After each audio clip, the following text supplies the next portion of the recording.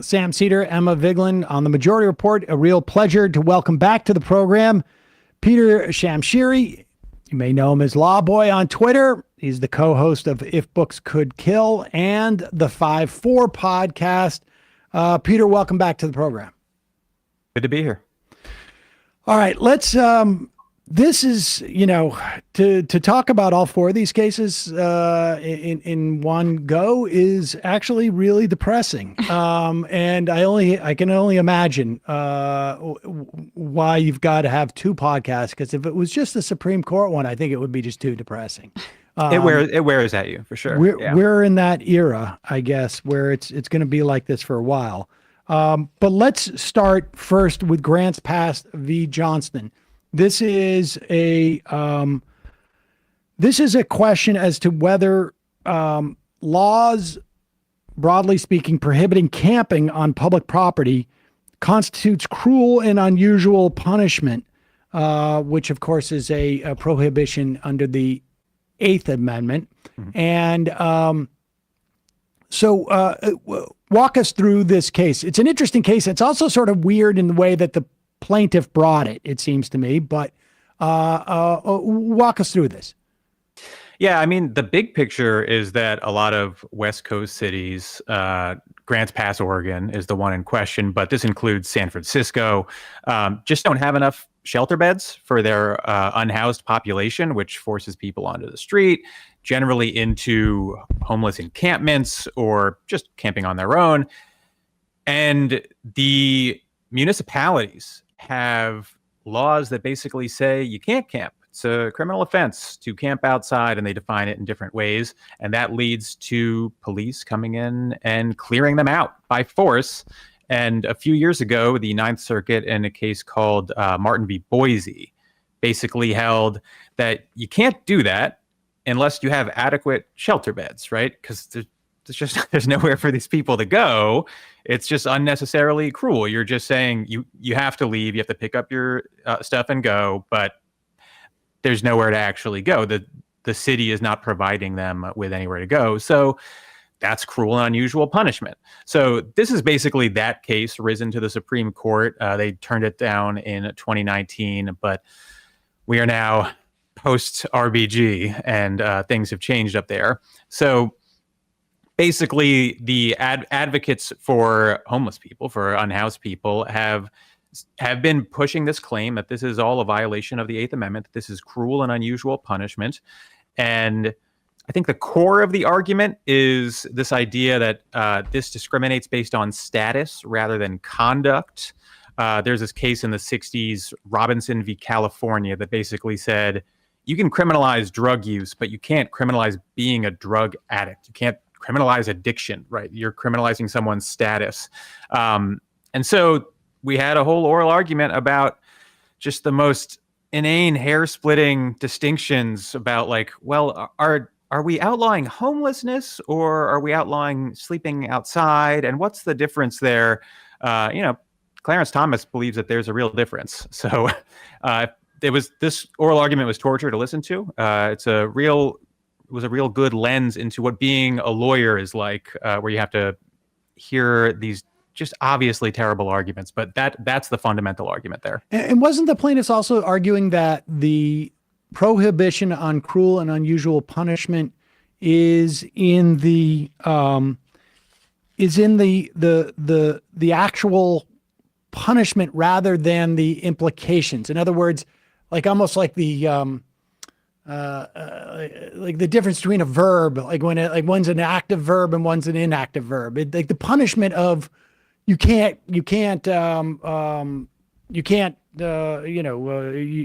a fine for camping is not, as an isolated way, necessarily cruel and unusual, except for the fact if you know that the people don't have any other place to be, that it's actually like that was the weird part that it struck me, I guess. Yeah, I mean, that's sort of the heart of the advocate's argument, that this actually it's cruel because there are no shelter beds being provided, right? If you had a situation where these cities were providing adequate resources to unhoused people, then you could argue that it's not cruel to not let them camp outside because we have this perfectly reasonable, safe place for you to go. But if they're not providing that, then it's necessarily cruel that all you're doing is taking these sort of necessities that they have, confiscating them or dismantling them. I mean, it was compared by the liberal justices in oral argument to any other necessity, right? Can people eat outside? Can people go to the bathroom outside if there's no public toilets available to them and they have nowhere else to go? I think the argument's sort of intuitive. It's just cruel by its nature, right? These are people who need to sleep outside because they have nowhere else to sleep. And to Sam's point, I think, Sotomayor made that argument, right? Which was that I fall asleep on the beach, and how is that a different kind of category? I'm not going to get arrested when I fall asleep on the beach, but somebody who falls asleep in a public park is going to do so. And so how does that not constitute criminalizing homelessness as a status? And they didn't really have a great argument for that. They just kind of skirted the question. Yeah, I mean, Sotomayor was pointing out that even if you think this isn't criminalizing homelessness, what the state was saying, what the city was saying was, well, we're not criminalizing homelessness, we're just criminalizing sleeping outside, right? And so Sotomayor was sort of saying, well, are you really getting anyone else on this, right? Or if someone who's in business casual falls asleep on a bench, have they ever been ticketed for that? The answer is pretty much just no. The city has like one example of someone who technically had an address, and I don't know if that meant that they actually had access to that home, but it's very obvious that even if you sort of want to do this hair splitting between, what's the difference between someone who sleeps outside and someone who is homeless, that it's just only being enforced against people who the police think look like they don't have a home. Yeah. What's your sense of how they dispose of this case? Well, the conservatives hate the Eighth Amendment. This is a long-standing thing. 25 years ago, we had Antonin Scalia saying it's not cruel and unusual for an innocent person to be executed. I mean, this is like part of the conservative jurisprudential tradition to just never really expand the Eighth Amendment. So I would be shocked if they bit on any Eighth Amendment argument. There is sort of a third way that Gorsuch and Kavanaugh and Amy Coney Barrett were pushing, which is basically, well, instead of making this an Eighth Amendment thing per se, can't we say that this is what's like in the law a necessity defense?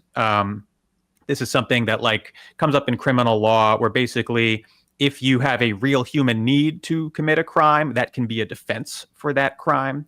So, stealing a loaf of bread when you're starving is, of course, the classic example. But like here, what they're saying is, well, couldn't these just be raised as defenses after the fact? I wouldn't be surprised if that's where the conservatives go with this one, but really a non-starter, I think, from the advocate's perspective. I mean, the bottom line is this means that police would have the right to clear homeless people out from where they're sleeping. And then like in court, the people can raise the defense of necessity. In my mind, it's just sort of a distraction, but I wouldn't be surprised if that's where the conservatives go with it. And so we are basically making it, in that event, just to be clear, it is essentially illegal to be homeless, but there are mitigating circumstances where you may not have to serve time, essentially, is what it comes down to.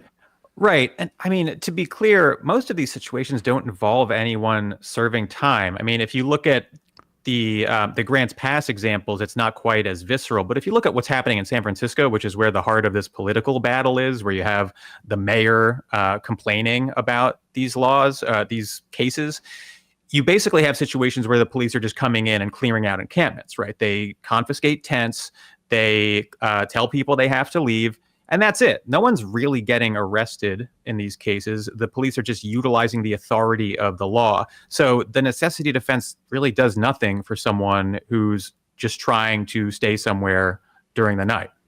Right. These laws just end up being, I guess, a vehicle to immiserate people more than than they are at that time. Um, God, it would be horrible if it forced actually cities to provide housing for that. That would be what a novel way to approach that problem. That's what's so frustrating about this case is that we have like Gavin Newsom and his political allies complaining about these sorts of cases. All they have to do to make this go away is provide adequate shelter for their unhoused population. That's not something they're willing to do or able to do for whatever political constraints they claim. But that's the sort of obvious everyone wins solution. And I mean, I wouldn't even say everyone wins because you have problems with the shelter system, but that's a solution available to them that they're just not ready to utilize.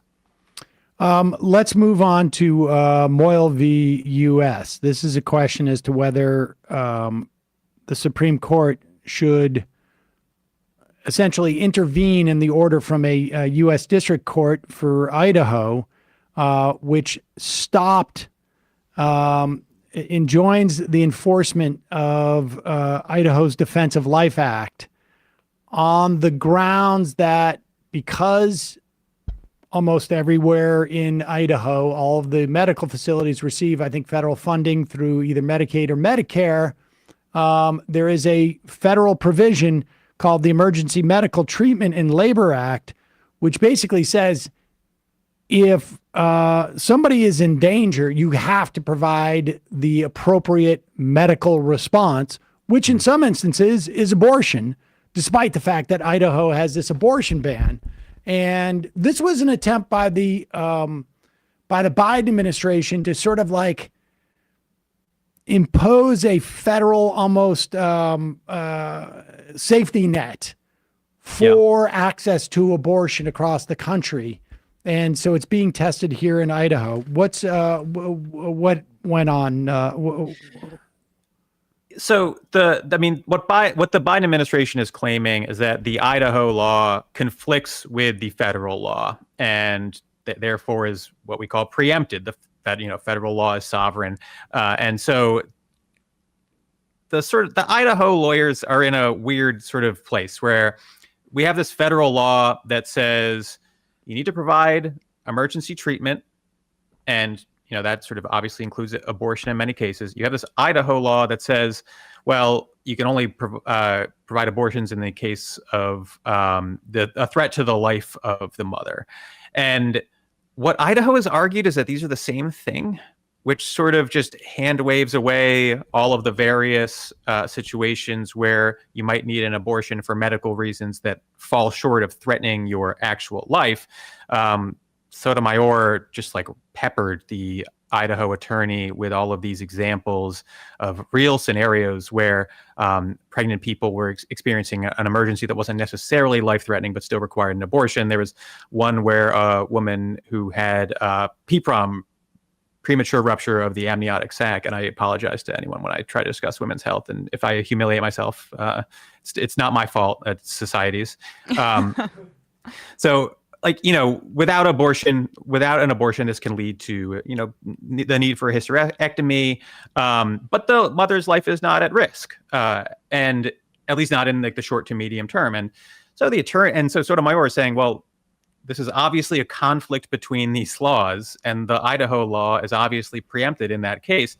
And the attorney just sort of hemmed and hawed to the point where Justice Alito had to bail him out, basically, with a certain theory that's been floating around right-wing circles on this, which is that EMTALA, the federal law, it uses the term unborn child at one point, or a couple points, I should say. But basically, emergencies under this law include threats to the life of an unborn child. This was an amendment to the law. It got added in, I think, 89. The original law was passed in 86 because people were showing up to emergency rooms, and the emergency was to the fetus. And so this law was saying, okay, well, in that case, you have to provide care in that case too. That is also covered by the law. But Alito was making this claim that the term unborn child is just sort of like a pro-lifey kind of term. And doesn't that mean that the life of the unborn child is protected by the federal statute, and therefore the federal law actually doesn't require abortions at all? Which is, I mean, it really is just a vibes-based argument. Like, doesn't this kind of feel like pro-life? Doesn't this kind of feel pro-life to you? Yeah.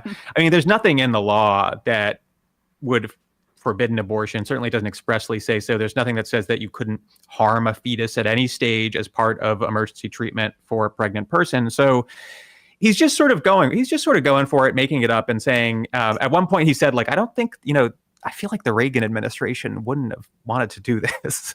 It's also just sort of bizarre in the sense that, like, well, wait a second. What if the woman's or the pregnant person's life is in danger and you need to provide an abortion? Right.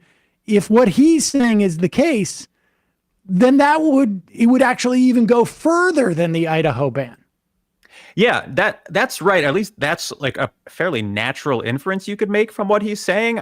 He's doing a lot of inferring too. I mean, he loves an inference, Alito, I try not to parse his logic too much because his brain is truly melting before our eyes. Yes. And if you listen to oral arguments, it becomes clear that this is just a man who, watches Fox News at night, and maybe not Fox News. Maybe he's on that Newsmax tip. I don't know exactly what's going on with him, but he's melting down. It's been a rough few years for his brain. And I think if you try to dig into it too much, you will drive yourself a little bit nuts. So I try to take a step back and just say, I don't get it. I think he's just sort of a dick. And well, I'm going to respect your mental health and not make you go any further with that one. So what's your sense of, Alito aside, did you get a sense of, where everyone else was on this?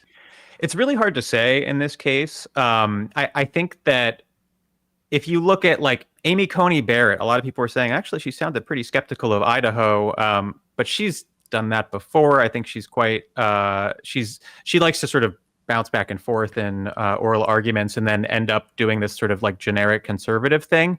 And she also has, I would imagine, particularly on questions about abortion. I mean, people may remember that she signed this this anti-abortion ad in the New York Times a couple years before she became a justice. So I would imagine that there's like, if she has any sort of like sense of her image and her legacy and whatnot, which I'm quite convinced they all do in a big way. I would imagine her public statements about this need to be skeptical as a way of like sort of showing that she's really weighing these things as opposed to the reality when she had decided them 15 years ago, essentially. Yeah, I think that's why it's so hard in a lot of these cases. I mean, the potential headlines here are pretty rough for the conservatives, especially in an election year. That hasn't stopped them before, but the idea that they might come to a conclusion where the most extreme situations are that the life of the mother like isn't protected in these situations. I think those sorts of scenarios probably weigh in their minds. So hard to say. The Idaho attorney was, the position's really difficult to defend, but the court has a ton of options in terms of middle grounds. They're probably not going to bite on that Alito unborn child thing, but they can sort of define the Idaho law and the federal law however they choose and then try to reconcile them in some way. That's my best guess, is that they try to forge a middle ground there. But I also think that the sort of fundamental idea that these laws conflict would be pretty hard for them to avoid. I don't want to give them credit, but I don't know how they come out saying that the laws don't conflict and that the federal law isn't the dominant law in these situations. But I've been wrong before. John Roberts is a creative dude. Right. Well, I mean, the border, right? That we thought that it might be a slam dunk for them to do something a little bit reasonable and say, oh, of course the federal government has authority over the border, and they declined to do so. But look, That's a whole I nother can't tell you how tangent. many times that like legal nerds like me have seen a case and been like, no way. Yeah. No way that the Supreme Court is going to entertain this, and then we all get humbled and embarrassed because, of course, they do. Yeah. I mean, I remember how people were saying there's no way the Supreme Court's going to take this case from Florida about the election. That's just no way they're ever going to do that in 2000. I mean, that was that to me, I think, was one of the most. As far as for as long as I've been paying attention to this stuff, that seems to be the one which, like, the institution, the legal institution, law as an institution in this country was most shocked. And then 9/11 happened, and it was all people forgot about it. Let's talk about Starbucks versus McKinney. This is. It's interesting because Starbucks is now sitting down and negotiating with its union. But the National Labor Relations Board had found that they had engaged in unfair labor practices, specifically in the firing of some employees who were organizing. And the question here is whether courts must evaluate the National Labor Relations Board's requests for injunctions. And I guess the injunctions have to do with stuff like firing and whatnot, right? Yeah. Whether the courts have to impose a 4-factor test or some other more lenient standard. What does that mean exactly? Yeah. So when the NLRB senses an unfair labor act, they will file for an injunction to basically maintain the status quo at those businesses while they sort out whether or not there was, in fact, in their opinion, an unfair labor action. So if someone was fired and they think that that was a violation of the National Labor Relations Act, that person would be reinstated while they sort it out. And the idea is that if you don't do that, if you just allow someone to be fired, for example, then by the time everything is resolved months and months later, the damage has been done to the organizing effort, right? That's where the NLRB gets their authority here. So what this ironically, is about, that's what the right wing on the Supreme Court argued would happen if they enjoined the Florida recount, that there would be a presumption that George Bush is not president in some fashion. But go ahead. Right. This is about what standard is used in those injunctions. Basically, right now, there's a very low standard that a court will, at least in some circuit, there's a circuit split about this, but in some circuits, in some federal circuits, there is a standard where if the NLRB comes to them and says, we want an injunction, they will grant that injunction unless they think it's frivolous. That is a much lower standard than your standard injunction, where you basically have to prove what's called a likelihood of success on the merits, basically meaning you're more than 50% to win this case in the eyes of the court, which means that when most people go for an injunction in court, you're sort of litigating the whole thing right off the bat. You're saying, we're going to win this, right? And the court's saying either yes or no. And that sort of dictates where you are. So the NLRB has operated with this lower standard, at least in some circuits, for a good amount of time. And Starbucks sort of thought, hey, why don't we say that this is unfair? And I think the court's going to buy it, because it seemed like Starbucks had the liberals on their side to some degree, at least with the idea that the standard needed to be raised. Not KBJ, but I mean, there's only 3 of them, so all 3 isn't enough, let alone just one. But you're right. I mean, Sotomayor and Kagan were just a little more skeptical, I think, of the NLRB position than they would be if they were ready to just go all out and draw a line in the sand on it. And I think that this is the type of case that the conservatives love. Hard to explain to the average person, right? It's hard for the New York Times to get a punchy headline about this. It's about injunction standards at the end of the day. And it undermines the authority of the NLRB, which they truly love to do. Yeah, how much of this is like part of the whole Chevron doctrine assault and the non-delegation assault? I mean, I guess I wasn't necessarily aware that that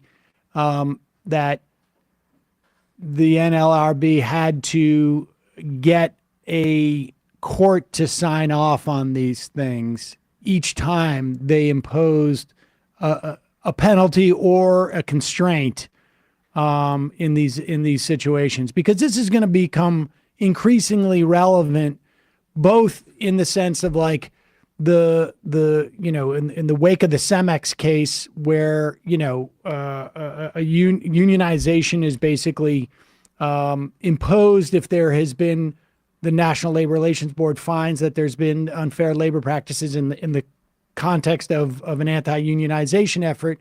And then there's a lot of people who hope that the National Labor Relations Board is going to say, we're going to arbitrate a contract if you haven't gone into contract within, I don't know, 6 months, a year after unionization. That's on its face an unfair labor practice. Therefore, we can impose a contract on both parties. All of that seems like, this feels like a string that's being pulled to go after those big prizes. Yeah, I think that's right. And I do view this as sort of part of the non-delegation project. The NLRB gets all of their power from the National Labor Relations Act, which is in some ways, you could characterize it as a vague statute. I think I would characterize it as a broad statute rather than vague. But I think conservatives have long thought this is all a little too vague. And the whole purpose of the sort of non-delegation doctrine is to clamp down on that sort of vagueness and basically just read everything as narrowly as possible. So if you're not getting express authority for something from the NLRA, then you can't do it. That has been like part of the conservative project, read the administrative state, for a very, very long time. And I think they see the NLRB as something they can sort of pick apart steadily. You've had these relatively fringe theories come up that the whole project is sort of unconstitutional, that the composition of the NLRB is sort of functionally unconstitutional. I don't think those are particularly serious, but I do think that the conservatives are very willing to look at any given part of the NLRA and just read it narrowly. And if you do that enough times, the NLRA becomes very, very weak.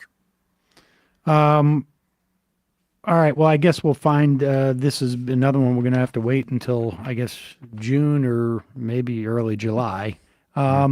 Lastly, this one, which seems to have disturbed some people last week. It turns out that there is some conservatives on the Supreme Court, at least, maybe more than just some, feel like we've been a little bit too dainty when it comes to holding presidents accountable in terms of the law. This is, of course, the immunity question, Trump v. United States. How did this question get in front of the Supreme Court, and what is it? Why is Trump bringing this up? It's in the context of the Jack Smith investigation. Yeah, so Jack Smith bringing federal criminal charges against Trump. And in December, I think it was mid-December, Trump basically raises this argument that he is immune. It's absolute immunity as president. And so this was sort of brought to the Supreme Court. In December, I think it was in December, Jack Smith went to the court and said, hey, we have this district court decision saying he's not immune. Let's skip the Court of Appeals and go straight to the Supreme Court, because we all know where this is headed, which is something that the court can do. And they said, no thanks. We're going to let this go through the Court of Appeals. What's the hurry? Yeah. No, why would be the hurry? It's not like the guy's running for president or something. I'm teasing around this, but the Supreme Court's whole strategy here is about delay this to the point where the trial is either happening during the election or hasn't even started, I think is quite a possibility now. So they wait until early January to take the case. They could have put it on an expedited schedule, which is very common for things like this. They didn't do that. Instead, we get oral argument last week. And now, just to give a sense of timeline, that's just amazing to me. I mean, it's just amazing. Like, as soon as they did that, frankly, as soon as they told the Court of Appeal, like they said, well, the Court of Appeals can hear it first and then it'll get to us. It felt like it was very obvious what was going to happen and what the next 6 months would look like to me. That's amazing. Sorry. So continue. So that's how it gets there. And this is really a question, like, what is the central sort of like nub of the question? It's not assessing whether something is an official act or it's not an official act, or is it that you can take an official act that breaks the law and it's okay? I mean, well, there's no rule, right? So the only case really about there sort of is a rule. You're not supposed to break the law. Well, there are criminal laws, Sam, but the question is, to what extent do they apply to presidents? There has only ever been one case about presidential liability, really, Nixon v. Fitzgerald in the early 80s, which was about Nixon firing someone at an administrative agency. So not really in this, we're talking about civil liability there. It's not criminal liability. And what the court said was, well, the president is not going to be civilly liable for any official acts of his presidency, which they didn't define. So we don't actually know what that means. That said, they also weren't talking about criminal liability. So when it comes to criminal liability, we have that case that sort of guides us a bit, but we don't really know what the rule is. Isn't that, don't we largely have a broad principle and maybe even statutory language that says for an official act, no civil servant or like city or state or federal official can be held civilly liable, broadly speaking, right? I mean, doesn't that already exist? More or less. I mean, there are various immunity doctrines, some of them statutory, some of them common law. But this like very specific question of presidential criminal immunity is very novel. I don't want to give it too much credit. I mean, when I say something is novel, what I mean is that there's absolutely no law out there that says that Donald Trump is immune. The only question here is whether the Supreme Court's about to make one up. Right. What's the, I don't mean to put you as if you're arguing against that, but let me put it this way. Does a former president have any more basis in which to make this claim than like, I'm a podcast host. Of course I'm immune from criminal liability if I did it during the course of my podcast. Like, why is there even like a question as to you don't have criminal liability if you've had this job or another job? Like, because no one would be coming. Alito's argument was no one would be coming after you as a podcast host because there's so many politicized prosecutions. Are you kidding? I know. Are you kidding? I know. That goes to show that he doesn't know anything about podcasts. He doesn't know anything about podcasts or particularly YouTube. I mean, like Alito knows nothing about podcasting. Okay, but honestly, like, why is there even a presumption that this should even be entertained? Like, I mean, because Sam Alito watches Fox News. I really think, I mean, I don't think that there were a ton of serious scholars who, this is another case like the Bush v. Gore, where the idea only gets made serious by like the conservative legal type sort of making it serious. They write a bunch of op-eds like, maybe presidential criminal immunity makes some sense. And then we end up having to entertain that. I mean, the fundamental argument, and Clarence Thomas made this during oral argument a few times, is basically, well, this is a hard job that operates in a lot of gray areas legally, sort of necessarily. And so if we start allowing for presidents to be held criminally liable, then it's a slippery slope, right? He mentioned Operation Mongoose, the potential coup, the attempted coup in Cuba in the early 60s, and was like, well, they could have held Kennedy liable for that. Now, I think my response to that is like, well, yeah, they could have. It's also a weird example because Kennedy was killed pretty shortly after, so I would have used one of the other coups that we did. But I think that's what the conservatives are getting at, right? That it's a tough job, you know. You got to do a lot of crazy stuff that operates in legal gray areas, and we need to like build room for presidents to do that. Well, first off, like even that premise seems dubious to me because you could say Iran Contra, but I mean the fact is that there should have been criminal proceedings against that. I mean the idea that there are stuff, you know. Barack Obama found legal authority to assassinate U.S. citizens abroad, at the very least, right? He did this with Anwar al-Awlaki. Now, I don't even think that we had that, that he had that authority, frankly, and I think it was really dangerous.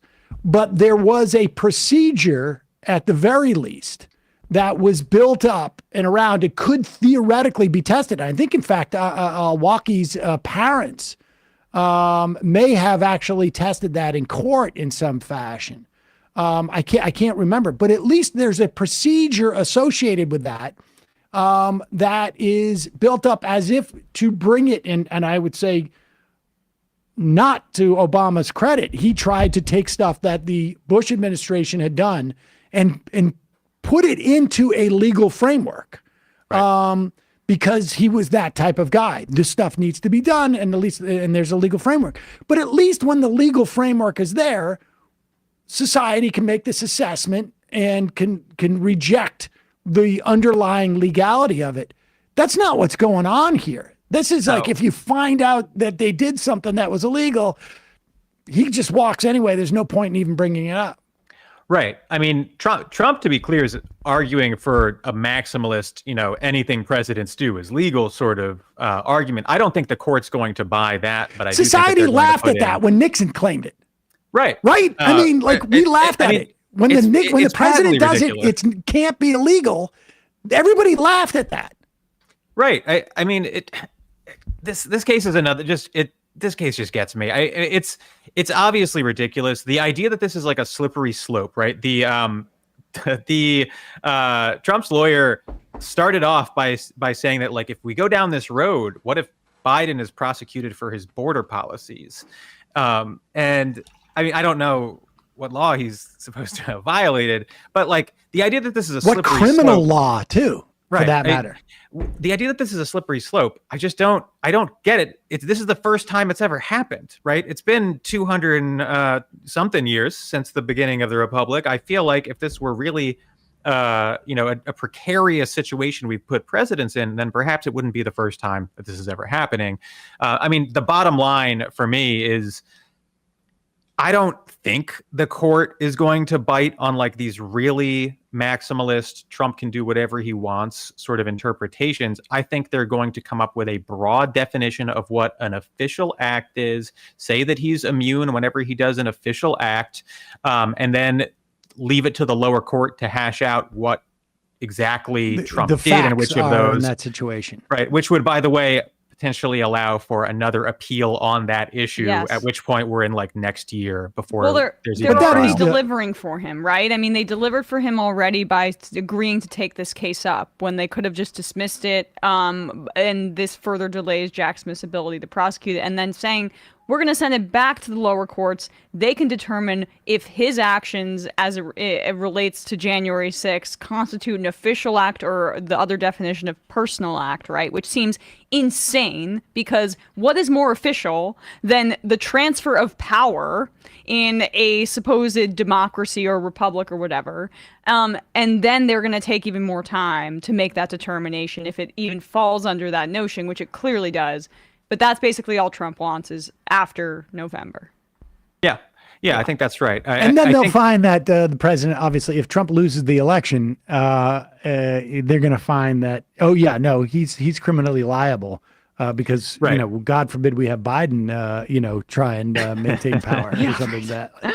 Right. I mean, the hypotheticals being floated in these cases, the Trump's lawyer in the Court of Appeals was asked basically, well, what if a president assassinates their political rival, right? They say, well, he's a threat to the security of the state or whatever. They come up with some official sounding reason and assassinates their political rival.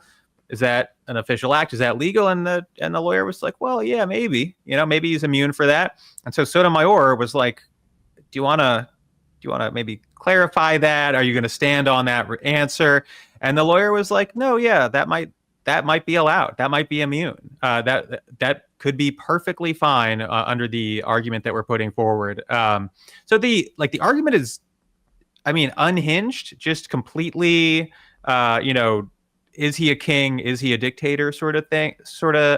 So I don't actually think they want to reach this question at all. I think they want to delay it until they can sort of like assess the landscape and figure out what the best move for the Republican Party is. It's so creepy how naked all this is, and also how underreported it is as a broad concept in our news media. I mean, you must feel this.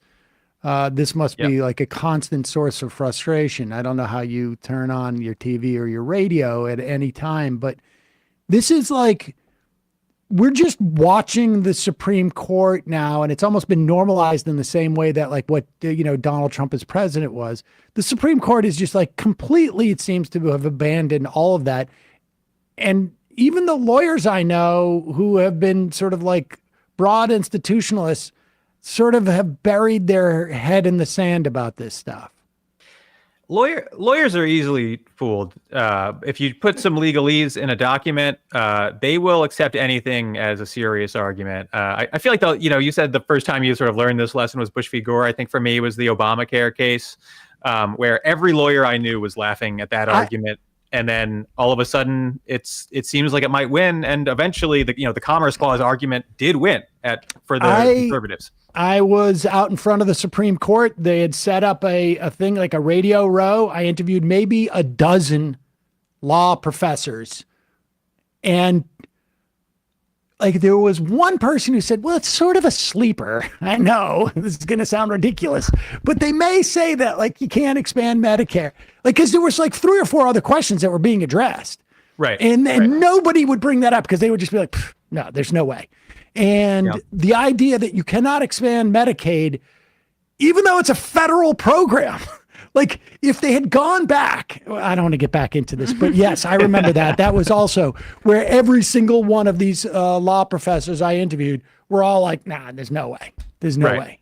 Well, I think there's a difference in generations, though. I will say, like we've talked about this before, but there's this the older generation of lawyers kind of, I think, sees the Supreme Court still as these priests, and younger people see them as political actors, and like perhaps younger law students too. Well, Peter, my question is like, how is it like for anybody that is in law? Like, it feels like studying law and then graduating into this world is like studying natural physics and then graduating into Harry Potter world. Like, what is the relevance? Yeah, I mean, on an ongoing dilemma for like constitutional law professors. How do you teach this when the Supreme Court is just going to make up something new? I will say that I was in law school when I heard Scalia in the Obamacare argument say, like, well, can the government make you eat broccoli? And that was like, there was like a tick in my brain where I got one step closer to being red pilled on the court, where I was sort of like, well, this doesn't seem like what I thought the law was, right? This seems more like a debate on Fox News. And I think that you have to, the professors are sort of trailing the students on this a little bit, but you're seeing some catch up. It's slow. They'll, maybe we have to wait for them to just sort of like slowly leave the academy over the course of a couple decades. But there are a bunch of professors who have written about, like, I think I have to sort of reconceptualize how I teach the law because of what the court's doing. Where it's basically just like one of those big wheels and you spin it and that type of thing. Right. Peter Shamshiri, we will link to your Law Boy handle on Twitter. or X or whatever we're calling it, co-host of Books Could Kill and If Books Could Kill in the 5-4 podcast. We will link to both those as well. Thanks so much for your time today. Really appreciate it. Thank you both. Appreciate Thanks it. so much.